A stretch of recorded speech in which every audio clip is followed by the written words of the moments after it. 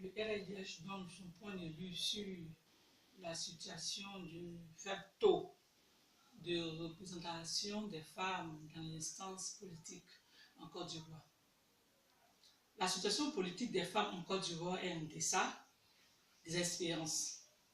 Peu de femmes sont au poste de décision.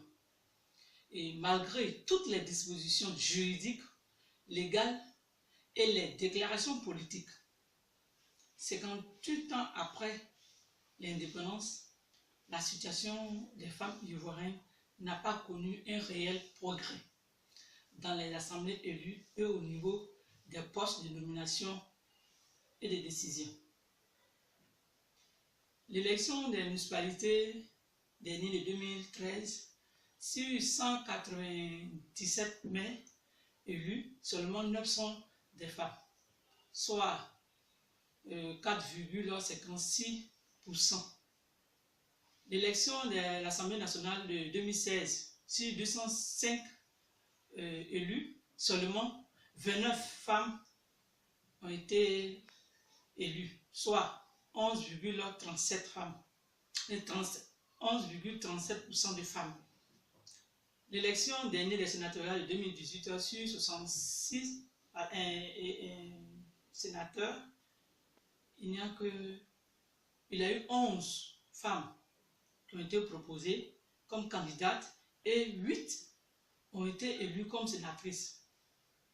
C'est pour dire que lorsque on propose une femme candidate, elle a des potentialités de gagner. Les taux de représentation des femmes est loin des standards internationaux et des engagements juridiques et politiques.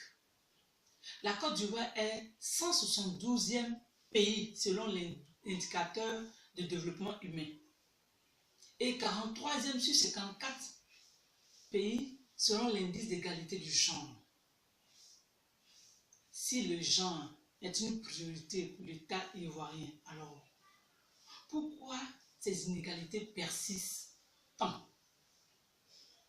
La commission électorale indépendante en Côte d'Ivoire a donné son statistique lors de la révision de la liste électorale de juin 2018, dont le résultat provisoire est de 6 595 899 nombres d'électeurs, dont 3 357 698 hommes, soit 50,91%, et 3 238 201 femmes, soit 49,09%.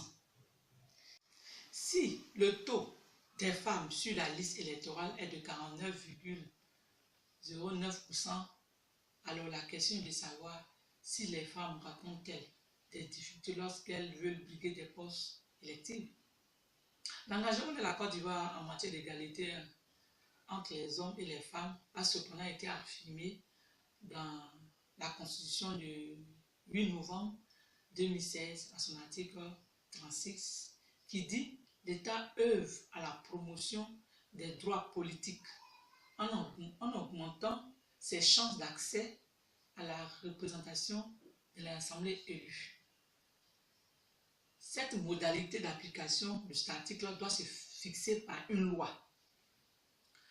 Et pour terminer nos propos, nous avons le RDH sortirait fait des recommandations au niveau du chef de l'État. D'abord, c'est d'adopter une loi sur la parité pour la promotion de la représentation politique des femmes.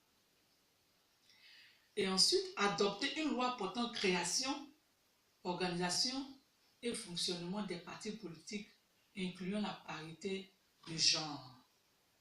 Inclut aussi un article dans le code électoral obligeant les partis politiques et tous les candidats à respecter la parité hommes et femmes sur la liste de candidature, comme c'est fait aussi dans certains pays comme le Ghana, le Rwanda et autres.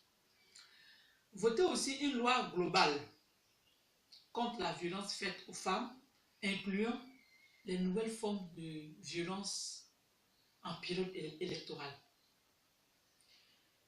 Adopter une loi qui précisera la mise en œuvre de l'article 36 de la Constitution du 8 novembre 2016. Et notre recommandation à l'endroit des partis politiques de veiller à l'application de la politique de promotion des femmes au sein des partis et à médiatiser leur mise en œuvre. Au niveau des femmes, accepter et convaincre les autres, car à l'exception des 3 rôles sexo-spécifiques, c'est-à-dire enceinte une femme, tomber enceinte et accoucher, allaiter son enfant, les femmes et les hommes sont capables de même réussir.